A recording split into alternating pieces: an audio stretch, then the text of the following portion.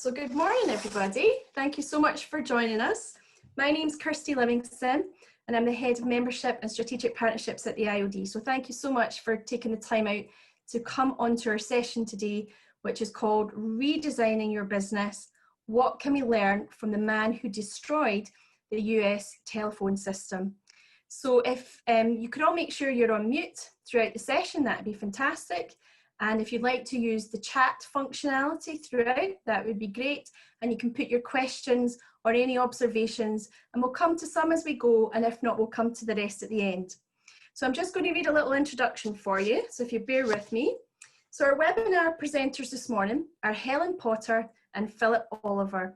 They are co-founders of Eureka Europe, a new partnership that's licensed to use the proven innovation engineering approach to innovation developed by an innovation pioneer, Doug Hall, who's an ex-Procter & Gamble over 35 years ago.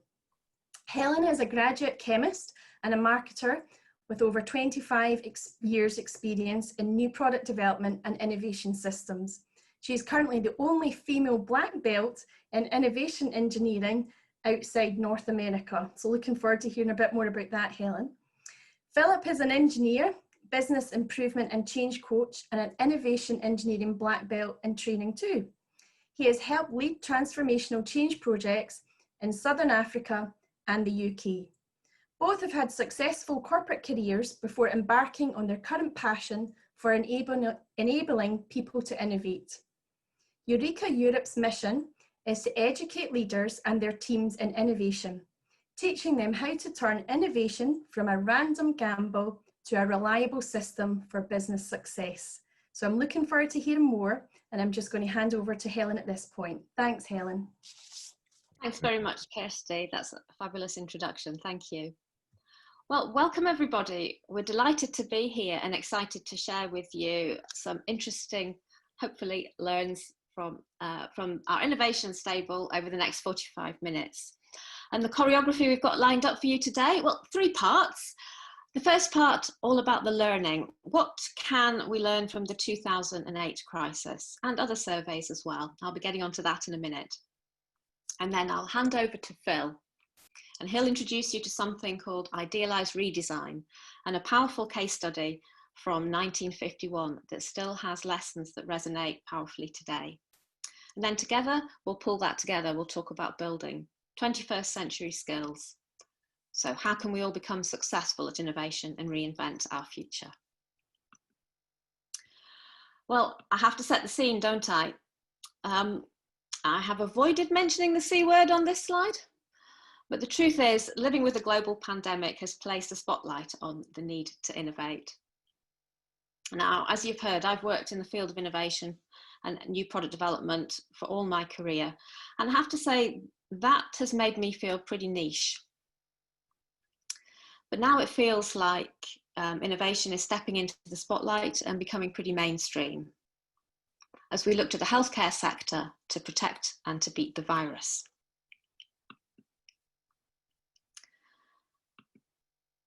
So we have a change in focus, don't we, as a result of the current pandemic. I'm going to show you some data from a McKinsey report, Innovation in a Crisis, Why It's More Critical Than Ever. And this is a very recent publication. It's bang up to date. The data that I'm showing you is actually a snapshot taken in April 2020. I'll draw your attention to these 2 bits of data first of all. So what we're seeing here in the lighter blue represents today. This line here, the share of executives who list innovation as a key priority, so number 1 or 2. Today versus their pre-crisis normal. So we can see that the pharma sector has an increased focus on innovation. Compare that with retail, and that picture tells its own story. But of course, this was April 2020. What were you doing in April? I think lockdown was announced on March the 23rd. I think we were just coming to terms with what furlough meant and figuring out how long our business could survive, how much cash we had in it, and how to do the cash control. So maybe it's forgivable that innovation wasn't high up the agenda at that point. Let's have a look across these other sectors.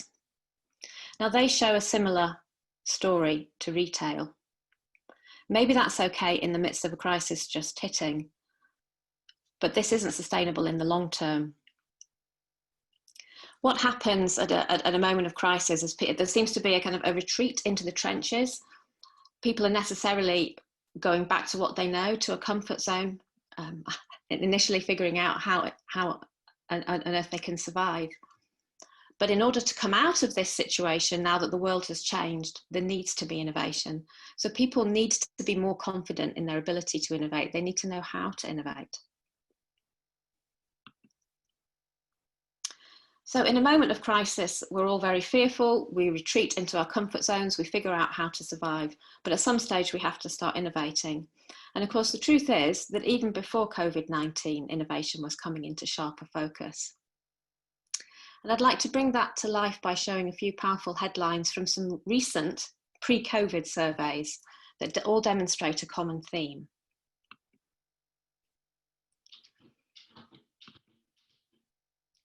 CEOs are worried about the innovation skills gap. This was collected in 2019. Number one concern of CEOs, innovation skill gap. Further, over half of employees are expected to require education in innovation. So it's acknowledged that we'll need to be upskilling in this area. Who knows, maybe this need is now more pressing.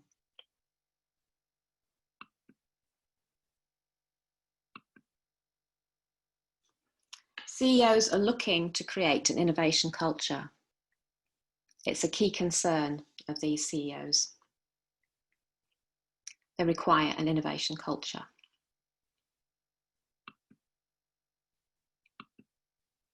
However, 2/3 don't think they're capable. Sadly, they even lack confidence in their organisation's ability to be innovative. So what does these survey results tell us? Well, isn't this a recipe for stress? The need to innovate is well understood, yet there's a lack of confidence and a lack of knowledge, a lack of belief around how to innovate. It's hardly surprising, is it? Did you learn how to innovate at school, at college, at university? Maybe you even did an MBA. Did you learn how to innovate there? I recently had cause to read the A-level syllabus in business studies, and there's a very, very short section on innovation, and it speaks to the need to innovate, not how to go about innovation. We're not teaching people how to do this, either in education or commercially in business. Or we weren't. I was privileged to learn in the United States. As Kirsty said, I'm something called a black belt in innovation engineering. It's not quite as frightening as it sounds. But I learned a repeatable, reliable system for innovation. Now, I'm just a chemist. I had no confidence in my own creativity. But when I understood the science behind creativity, how it's possible to learn how to have more and better ideas, how to communicate those ideas, and how to commercialize those ideas, it was a game changer for me as a person, self-actualization, and in my career. My career took off because I had the skill set. So my passion very quickly became teaching others how to do this, because innovators are not born. It is possible to learn this stuff. And the problem is we have a fear of anything that we don't know. And we're in a situation at the moment, both before the crisis, considering how to go about innovating, and now in the midst of a crisis where there's a lot of fear around. Fear locks down the innovation process. Fear locks down creativity. And we're only fearful because we don't know how to do it. It's a question of making the unknown known and getting the know-how out there. So what can we learn from the past? Well, nothing can compare to COVID-19. There are some lessons from the 2008 recession. A survey of CEOs conducted in 2011 on behalf of the US Department of Commerce quantified the gap between those who innovate and those who did not. So let me share the results. So this is 3 years on from 2008. Innovators in orange, non-innovators in blue. Let's look at sales growth. Let's look at profit growth. Let's look at employee growth. How about percentage of sales to new customers? Percentage of sales from new products and services. Now, this is a huge difference. Look at what those innovators are achieving versus the non-innovators. Even the stat that's the least powerful, we're looking at 2 times the difference. Why? Why are they so much better? Why are their results so much better? It's because they have a system for innovation, a total system for innovation, a business operating system for innovation. Why are we so confident that they have this system? Well, it was the US Department of Commerce that came to the Innovation Engineering Institute and asked them to conduct this research. So the data is within our organisation. So we know that those organisations that answered this survey were running with a total system for innovation. They know how to set a strategy for innovation that tilts the odds of success in their favour. They've enabled their people to create ideas, to work together, to collaborate. They know how to tap into the creativity of their organisation. They know how to communicate to increase the odds of success, and they know how to commercialise their ideas. They're running a total system for innovation. It's the kind of system we're talking about is akin to total quality management. It's a close relation if you're familiar with that. So just as quality is hardwired into a system that's running TQM, and the quality manager is responsible for the system, so it is with innovation. An innovation manager, that person responsible for innovation is responsible for the whole system, and everyone understands their role in it. And that's what brought about this fantastic set of statistics.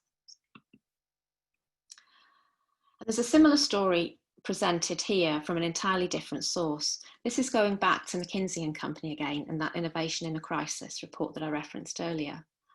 And here it's very clear. History suggests that companies that invest in innovation through a crisis outperform peers during the recovery. Here we're looking at market capitalization as an indicator of value. So back between 2008, 2009, the innovators outperform by 10%. But fast forward here to 2012, and we see those innovators outperforming by 30%.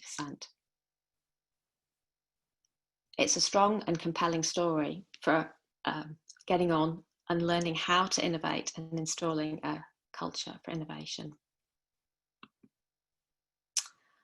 So what can this 2008 crisis teach us? And the results from the other recent surveys.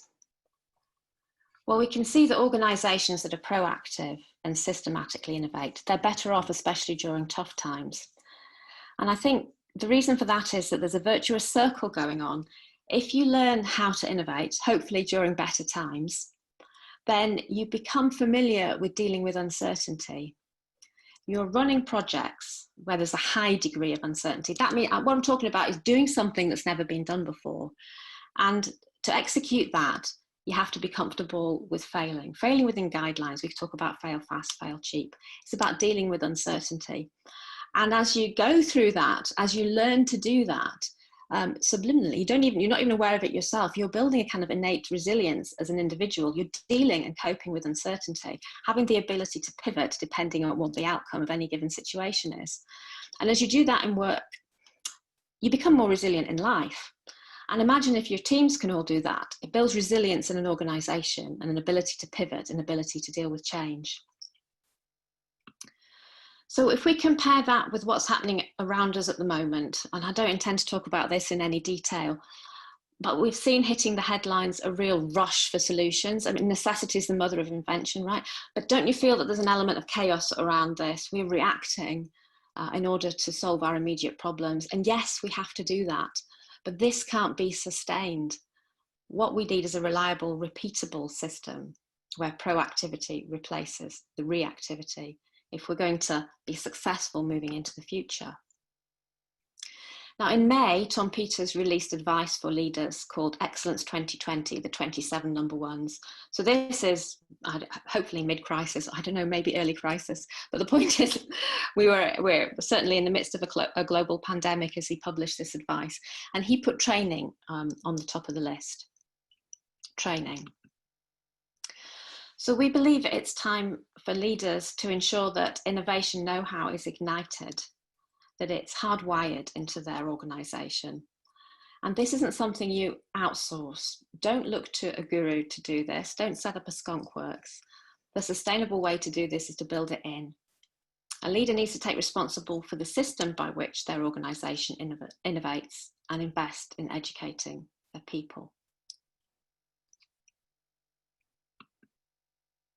So we're talking about here innovation for the many and not the few. You'll have probably gathered this is a particular passion point for us. We believe everybody has the right to learn how to innovate, and that this skill right now has never been more important. We need to pull this into the mainstream. So I'd now like to hand over to Phil. He has a case study that shows what can happen when a leader truly steps up, takes that responsibility, shows real courage, and ignites innovation across his team. So Phil, over to you. Thank you, Helen. You've done a great job of setting the scene for the need for innovation, whether we're in crisis, whether it's day-to-day business, but especially when we feel that we're in the trenches and we can't quite get to where we want to be. I think this is what we're looking for. And so we'll take a sidestep just now in this webinar, and we'll explore a case study that uses a very particular tool for creative innovation, for starting the process of innovation. And we hope that it's going to inspire you to think bigger, to be even more brave in doing things differently. But also, it's a very dense case study. And so we'd invite you along the way. We'll have some pauses in the process in the case study. And we invite you to just reflect and think of how you feel in response to what you're learning or what you're seeing, what you're hearing. And drop those down into the chat facility in Zoom, because we'll sweep them up at the end as best as we can. And we'd like you to pay a special attention to anything interesting, unusual, strange, or otherwise that you notice, because we want to talk about that at the end as part of our learning together. I'll just say briefly that part of this case study is based on a film that was recorded in front of the US Navy team. It's available on Vimeo, and there's a reference to it in a moment. Some of the film, because it was in the 80s and has been digitized, might not be quite as clean and crisp as we'd like it to be, but the sound is pretty good. And if you prefer to kind of close your eyes and just listen and let it wash over you, then that works as well. So just a wee bit more about this particular case study. We've called it a guided tour of a powerful tool, and it involves two things that we just want to give you a wee bit of background to. So a guy called Russell Ackoff, who you may have heard of. If you haven't, an incredibly powerful, preeminent US management and organizational theorist, but way beyond being a theorist. He was a very practical guy, originally an architect, but also a philosopher and a systems thinker, looking at things holistically from the whole to the parts. He was also Professor Emeritus at Wharton Business School and the author of a number of books, two of which we've highlighted here, Redesigning the Future and Creating the Corporate Future, some of which comes, some of the case study of which today comes from that book. He had some very influential collaborators, and you might recognize these two names, Dr. Edwards Deming, of which, or whose philosophy we very much ascribe to the philosophy and the systems thinking behind it, as is Peter Drucker, a very famous management theorist as well.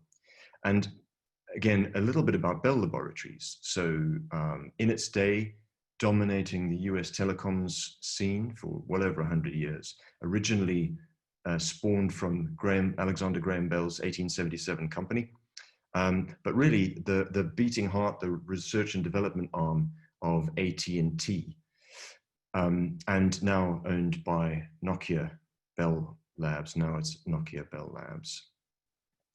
And so we thought we'd take a kind of immersive approach to this case study, and we'd like you to imagine for the minute that you're actually,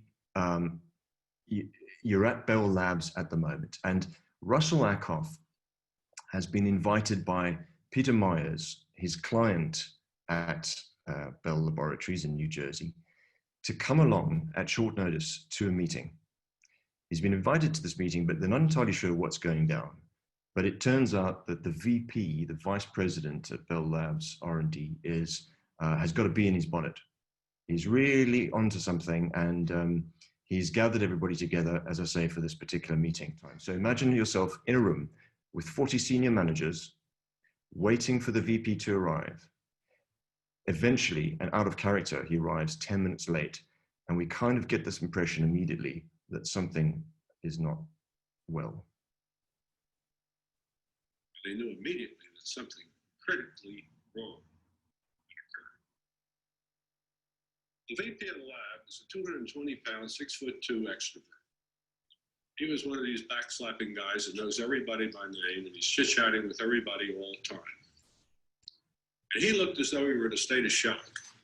He was looking down at the floor, hunched over instead of his usual straightforward approach. He came down the aisle very slowly without talking to anybody, and that room was absolutely silent. As he came down the aisle, came around, got behind the podium, leaned on it with his elbows, holding his head, and just stood there silently. God, it was really excruciating for everybody in that room. What the hell was wrong? But then he looked up, and I quote him exactly. He said, "Gentlemen, the telephone system of the United States was destroyed last night."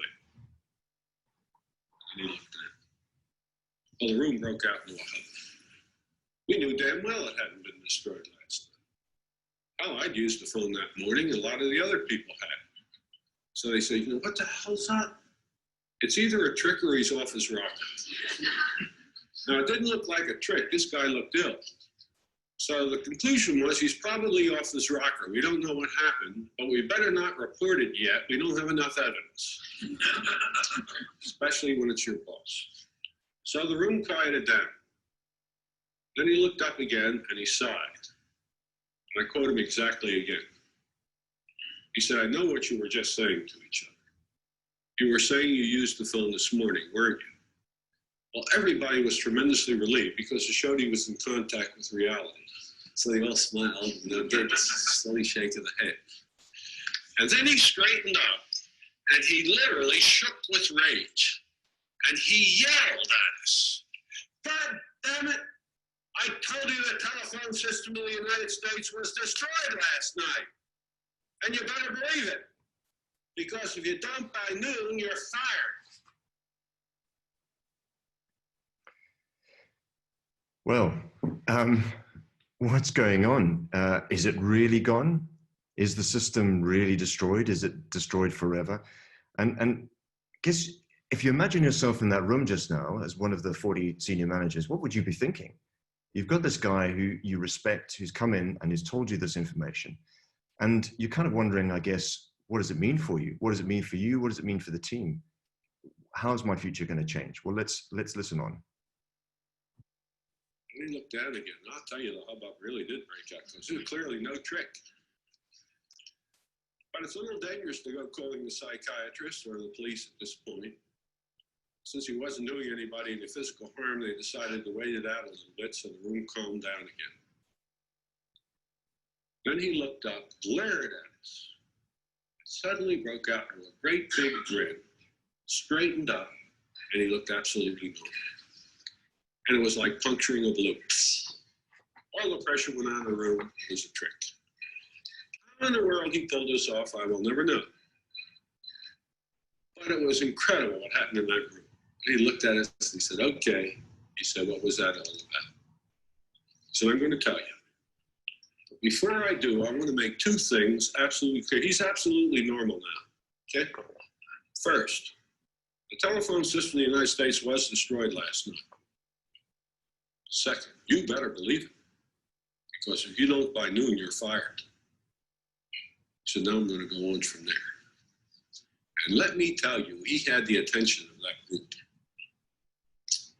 He said about a month ago, I was reading in a journal that the Bell Telephone Laboratories are the best industrially based scientific laboratories in the world. He said, I don't argue with that, I accept that. It's a matter of fact. He said, but it did occur to me to ask why. He So the answer is obvious. It is assumed that we have contributed to the development of the relevant technology for our industry more than any other industrial laboratory has contributed to the development of its technology. So I accept that. But the question is, what has our contribution been? So I made a list of what I think are the major contributions of this laboratory to the development of telephonic communication since its inception. He said, now, I don't want to show you that list. I would like to check it against your independent judgment. So I want you to tell me what you think is the most important thing we've ever done. So, together in the room, we list those top 3 things that were done at Bell Labs over the years. And what you see on your screen just now are the 3 things that they came up with together in that moment. Number 1 was the dial. And the 2 dates you see behind each of these inventions is the date it was invented and the date it was implemented, put into service. The dial, 1890, implemented in 1930s. Multiphasing, which is a technique to allow you to put more than one signal, more than one kind of conversation on a line, on a single line, was invented in the 1900s somewhere, and somewhere in the 1930s got put into service. The coaxial cable, piece of hardware, invented in 1929 and put into service in 1982. So he goes on to explain further more about those particular things. And he stood back and he said, now, gentlemen, doesn't this strike you as odd? The 3 most important things ever done for this company by this laboratory were all done before anybody in this room was born. What the hell have you guys been doing? He said, I'll tell you what you've been doing, and it's not your fault. You've been looking at that system, identifying its deficiencies one by one and correcting them. But you haven't improved the system one damn bit. You recognize that? Well, what a question. What a challenge. You know, fixing the problems and deficiencies. So I wonder, from the start of this small clip until this point, you're in the room and you're listening to this guy, and I wonder how the VP's arguments sound to you now. Are they any more reasonable? But what would you be feeling? And when was the last time that anyone challenged you to reimagine or reinvent your products, your service, your business model? That's a really powerful challenge.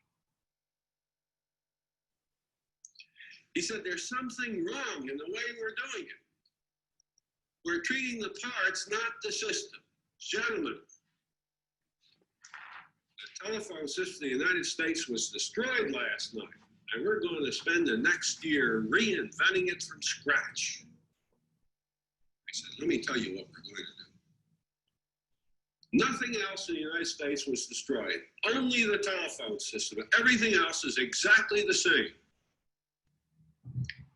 We are going to design the system we would use to replace the existing system with right now, if we were free to do it. Not in the year 2000, subject to only 2 constraints. So we're really at the heart of what Ackoff eventually described as idealized redesign. And it's a radical approach. And really, in a nutshell, you heard him say it, it's to design the system that you'd want to have right now at this point in time, if you were free to do anything that you chose to do. There are only 2 constraints, and there are important constraints. And he describes them as technological feasibility, and it has to be operationally viable. So by technologically feasible, what we mean is there's no science fiction. So for example, if it was a communication invention, you couldn't assume that neighbors could communicate by telepathy. It has to use current technology or technology that is actually imminently available or that we know will be available soon. So if you're thinking of various levels of technology, readiness, TRL levels, it probably is in the higher category. But that's the only limitation when it comes to technology. And then operationally viable, well, pretty much it means that you must be able to show that the system, if it came into being, would be able to survive in the current environment. It would have to be also able to meet legislation, any legal constraints. It would have to satisfy whatever existing stakeholder and shareholder requirements that your organization ordinarily would have. So it's not science fiction and it's not pie in the sky. Those are two very real sets of constraints, but they're pretty broad in the context of reinventing your business.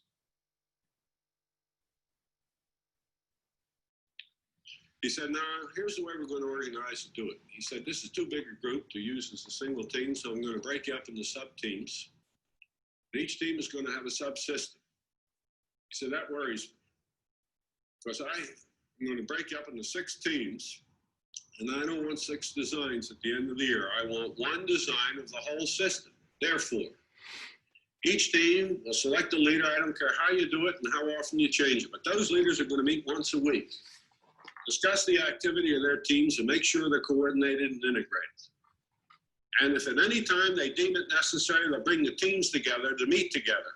But at the end of the year, I want one design of the telephone system. Yeah, you can imagine the scale of organization and integration required to get that to work. And that sounds great. So reinventing your business in that way is no doubt a pause for thought. But did it really make any difference at the end of the day? And surely in a culture that had been that established and running for so long, how easy would it have been to make a change of that scale in Marbell, the Marbell culture as it was called at the time? Surely this was too ambitious and just too frightening, too blue sky for most people. And did they actually invent anything concrete at all? Well, don't want to spoil it. So let's take a sneak peek at just one project that they ran and see what the inventions came out of the other end. We took the dial off the telephone. We put something else in its place. Now, something else that you all have around today but didn't exist in 1951. We put a hand calculator on the telephone. The way we were going to use this telephone was as follows. You come to the phone, you do not lift the receiver off the hook. You leave it there. You put your number into the phone by pushing the buttons. The number you push in shows in the register. And remember, you got the right number in your head. You now look at the register. Is that the number you intended to call? If it is, you pick up the receiver and the whole number goes through at once. If it isn't, you hit the red button, which is a clear button, and start over. Eliminate the incorrect dialing, the right numbers. Virtually. Well, we were so excited we couldn't contain ourselves. There was a little problem. We didn't know whether it was feasible. Remember, there were no hand calculators. The chip didn't exist in those days. So we called up the electronics department and said, we need some technological advice. Can you send some experts over? About a half hour later, 2 young men, looking as though they were fresh out of MIT, came in and said, what do you want? So we started to explain to them what we were interested in and wanted to know whether this could be done. As we're describing this to them, they began to whisper to each other, consulting with each other, paying less and less attention to us. So what happened then? Well, actually, as it happens, the 2 young R&D technologists suddenly left the room without any warning and disappeared. They completely left the project. There was no explanation.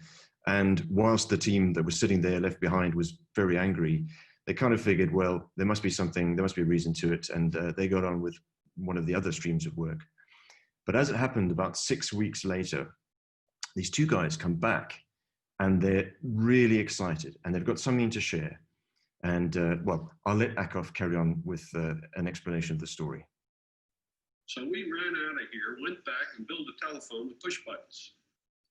We have tested it on 2,000 people since we saw you. He said, you know it takes 12 seconds less to put a number into a telephone by pushing buttons than turning a dial? That's a 20% increase in the capacity of the telephone system. Over in our department, they said, we have started a project this week to develop that telephone. It's got a code name. They said, we've decided to call it the touchtone telephone. Every major technological change that occurred in the Bell system since 1953 came out of that project. And most that will occur between now and 2000 will still come out of that project. It's going to take them that long to use all it produced. Incredible experience. That concept has become the core of interactive management and planning. Well, they only went and did it. As you described there, almost every major technological change that came out of the Bell Labs after that was the result of the work that had been done on those projects. Absolutely extraordinary story. But if we want to look a little bit more detail at what actually came out, there were 93 different innovations that they designed, they tested, and in almost every case, implemented in some shape or form. Let's have a quick look at some of those things that today you'll kind of realize were obvious enough when you look at the technology we have today. But touch tone phones, you heard the story of some of that development just now. Consumer ownership of phones, not something that was in anybody's mind at the time. Call waiting, call forwarding, call ID, voicemail, conference calls, speakerphones, crazy. Things that today we take absolutely for granted. And in fact, we're demanding consumers. Speed dialing of numbers in memory, and mobile phones. Who would have thought that this might have been the precursor to some of the things we're probably holding in our hands or have on our desktops just now. So just now, we'd like to pause for a moment, a minute or two, to open up the chat window. Helen, Dougie, and myself will have a look at some of your thoughts. We're really curious to know what you noticed.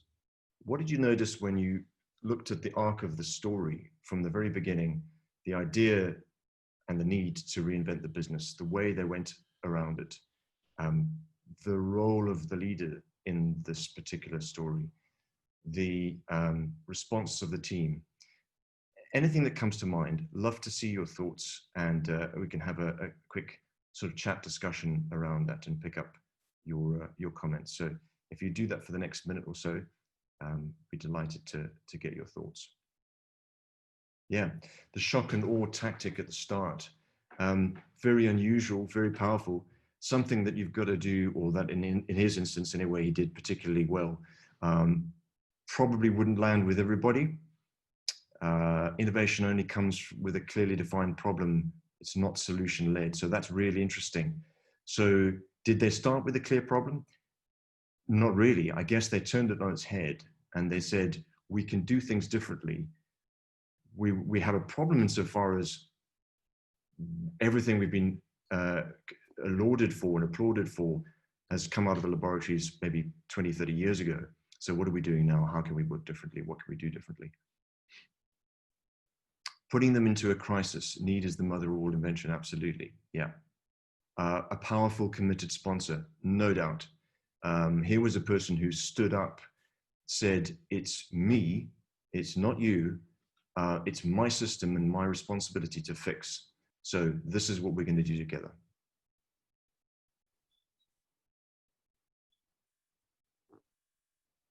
Problem definition is the key. Yeah. Wanted one solution from all the team's work. Absolutely. And I guess that's, again, in itself, a whole part of the case study that you can go into more detail if you watch the original Vimeo clip, and indeed read Akoff's book. The need to coordinate, to integrate, to make sure everyone's collaborating, absolutely vital to innovation in general, and in this particular case study, extremely important. Regular communication towards the goal, totally. Disruptive innovation doesn't normally come from large market leading companies such as this, so very unusual. Yeah, completely. They could have just sat on their laurels, rested on their laurels, and kind of gone, yeah, we are top notch. Everybody tells us that. We'll just plod on. So fascinating that they took a different approach.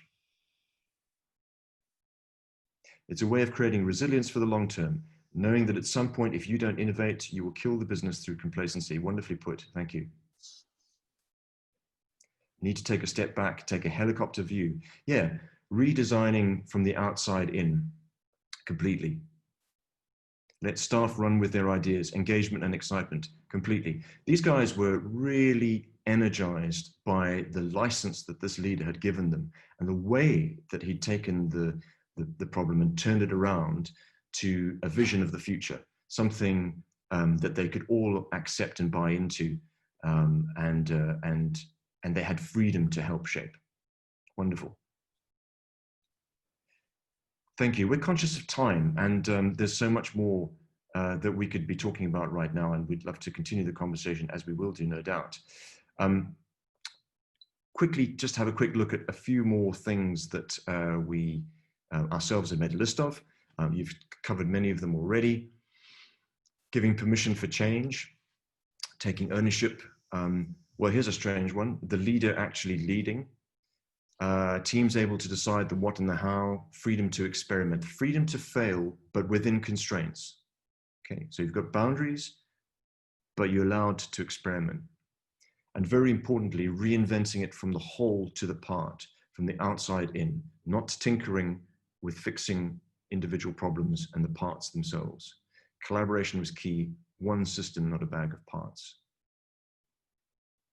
So at the moment, you might be thinking, great, that was Marbell, that was then, what now? How can we develop a culture of innovation?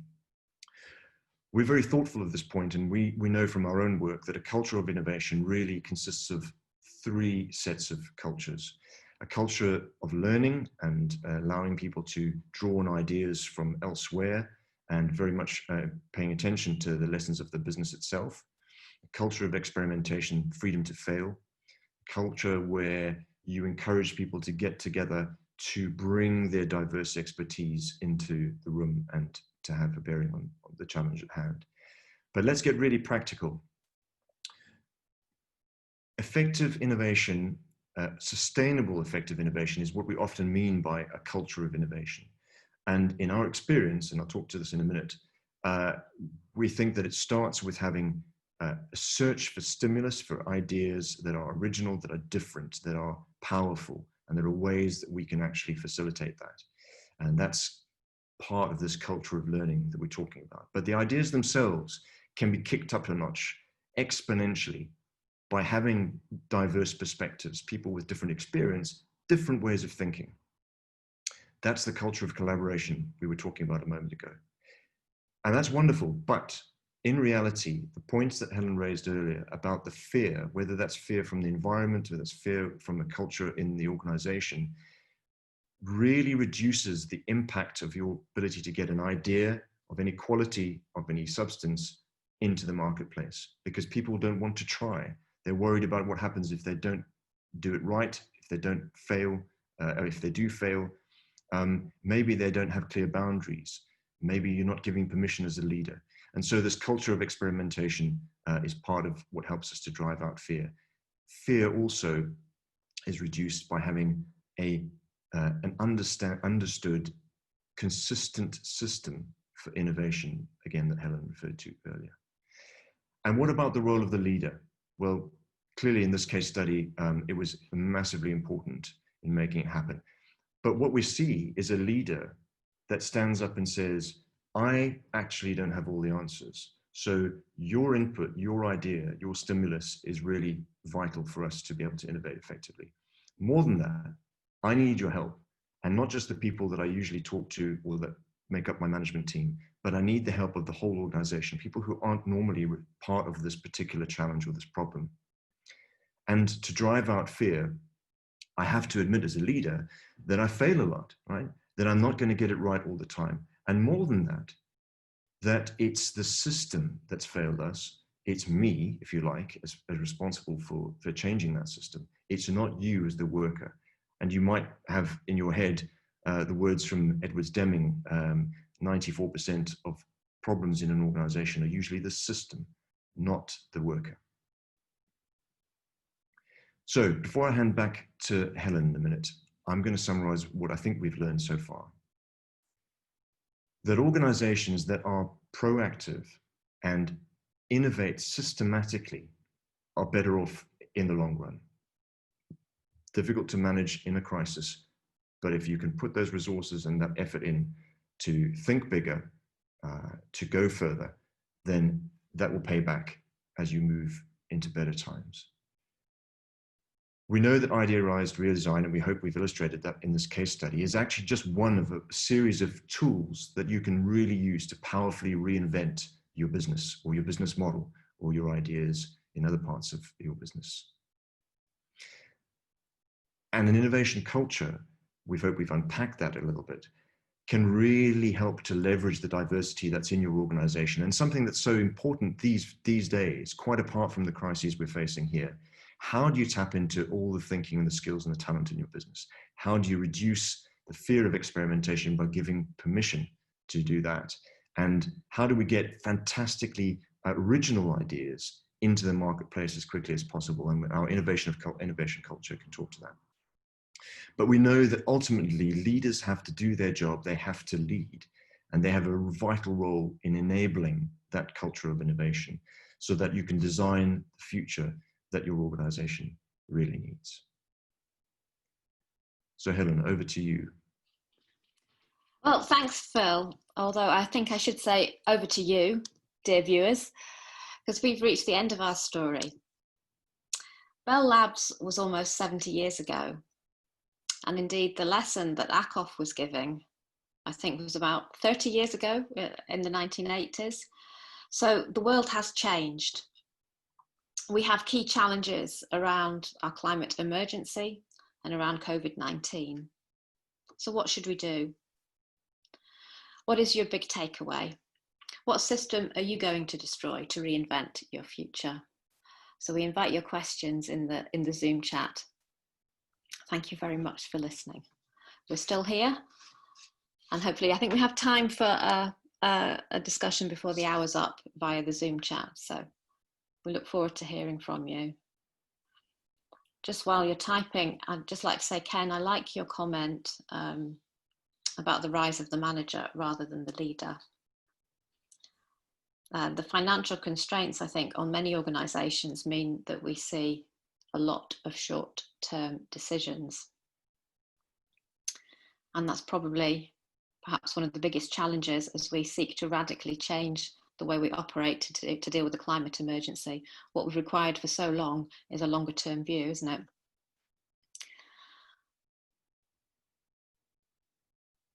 So any comments coming in?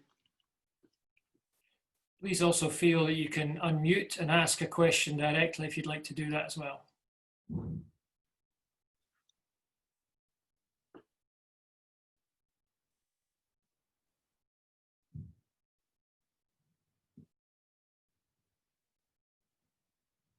A couple of questions. Helen, have you seen these? Yeah, so we have one here. How easy is it for a business that provides a service to do this innovation, as it's different from designing a product? Really great question. You'll go through the same pain as a product designer. So you know how a product needs to be prototyped before you can launch it? So does a new service. So oftentimes if we're working with the service industry, once they've nailed how to have ideas, the biggest challenge and the biggest challenge for their newfound creativity is how to prototype that service. So you can't throw it out there into the customer domain immediately. It needs to get to a fitness for purpose that you're not too embarrassed to test. Now we sit right in that all the time. We, at the end of March, we pivoted from face-to-face delivery with a bit of digital support to 100% digital delivery. And at some stage, you have to go live, you have to put it in front of people, and you have to get comfortable with it not being perfect. Limit your exposure. You're probably not going to broadcast to thousands of people around you and keep it tight. Figure out ways to test it, to prototype it right. Fail fast, fail cheap, and go again. It's the same process, and it's all down for having a new service development system that can run in parallel with your mainstream offers so that you can bring in new services. I hope that helps bring that point to life. What else do we have? Do you have any suggestions on which tools to use to make well-informed decisions at different stages during the innovation process? Yes.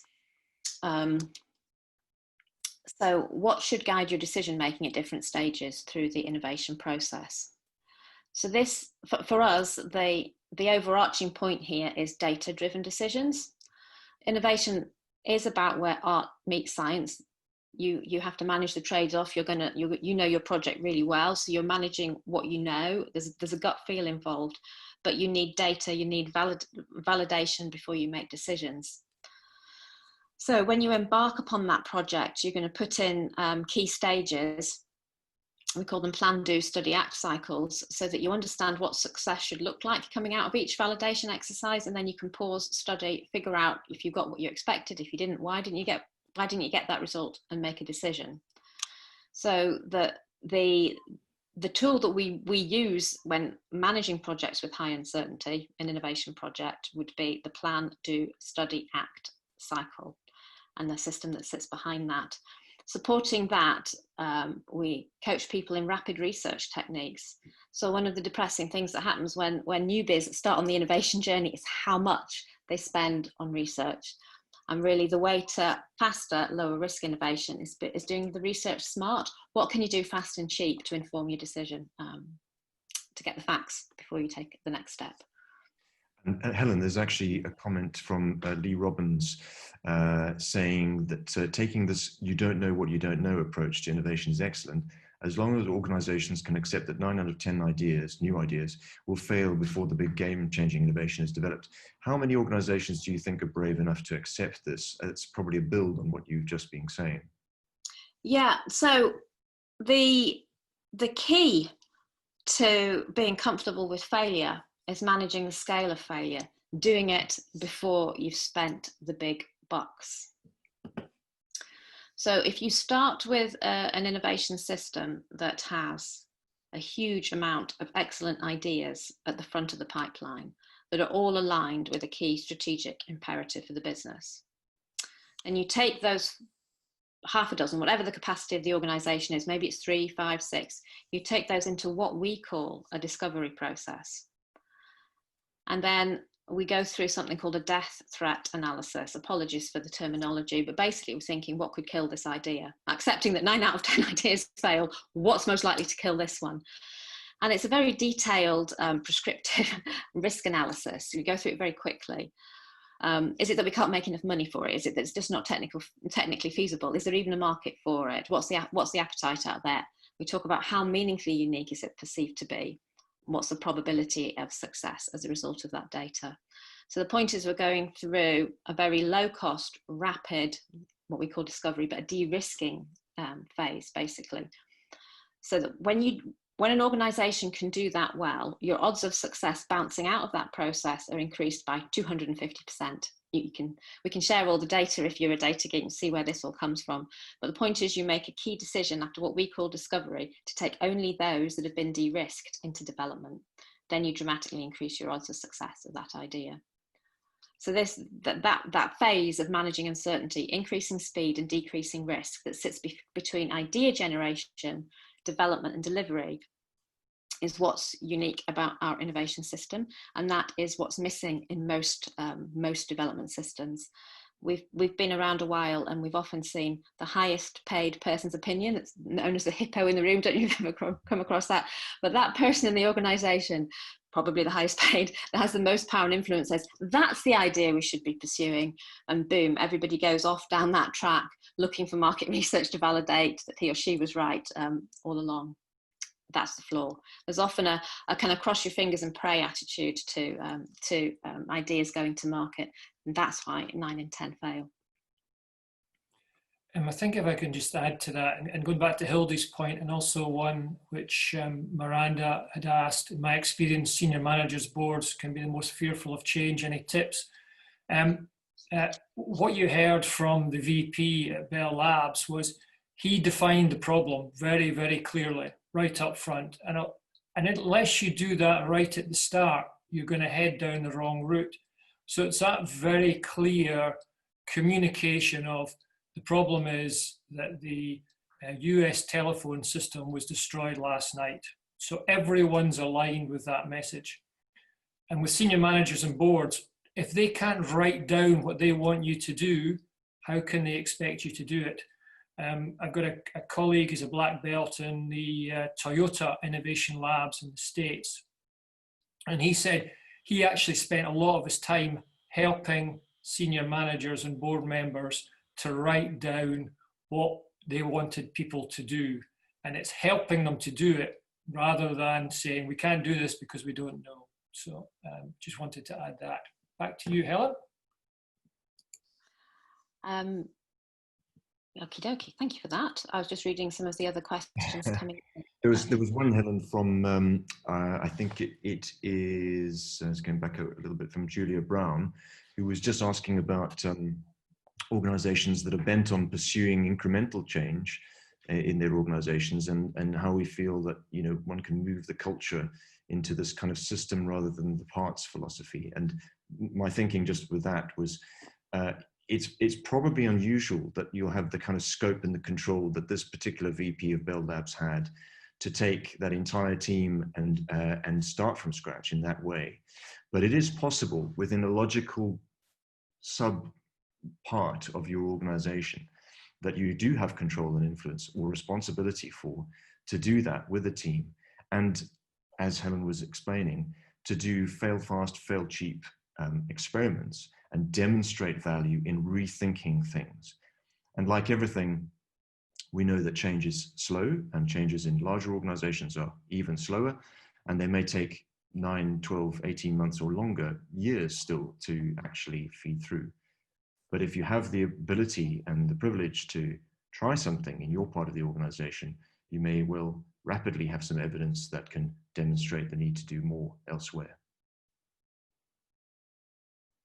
And I think it still starts with the senior team setting a very clear mission for that big change, what we would call a leap innovation, you know, setting a powerful narrative and making that visible of why this is so important for the business.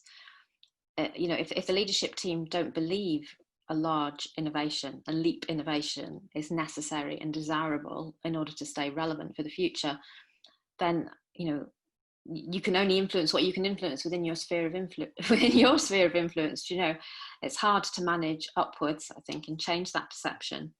But if an organization is very good at incremental improvements, they can probably be very good at leap innovations if they choose to take that step. It's a question of knowing how and running a parallel system that's complementary to the core innovations that are going on. It's a question of embedding the system in.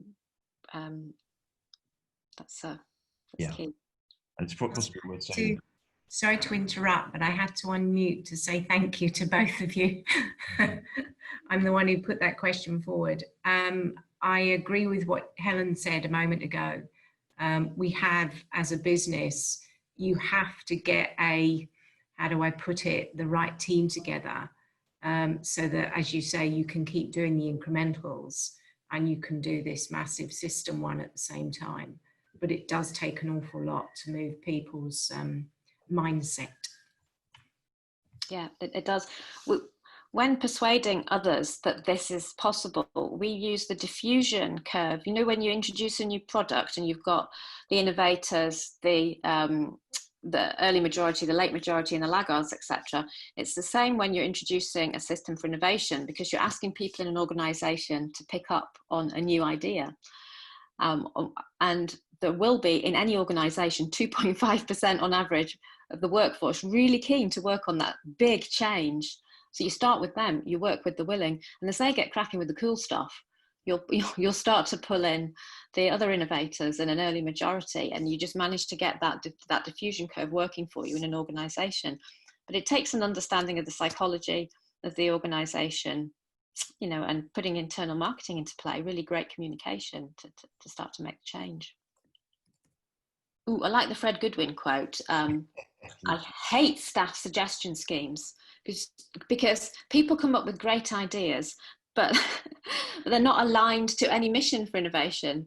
So it's really difficult for anybody, whether they're middle management or senior managers, to look at these ideas and approve them or not. Staff are full of great ideas. Those closest to the work are the best resource for creativity, for new ideas, for new products. But a kind of stagnant suggestion scheme is not the way to capture ideas. All that creativity needs to be harnessed to a goal. It's down to the leaders to set a mission for innovation. Enable the team with the tools and the know-how, and then go for it. Apologies, Helen. I was just monitoring the feedback. We probably need to move on, but as Helen suggested, we're delighted, the three of us, to continue this conversation out with, and you see our contact details here, and of course, Kirsty and the team from IOD. Thank you again for hosting us, for letting us share this hour with you all. We'll be able to give you a little bit more detail and provide you with a recording of this particular session as well. So thank you. Yep, thanks, Phil. Thank you, everybody, for joining us. Really appreciate your time. I'll share the recording and all the contact details for Helen, Phil, and Doogie. So and also any of the points that were raised that we maybe didn't get to. So thank you so much for your time, and look forward to seeing you again. Thank you so much.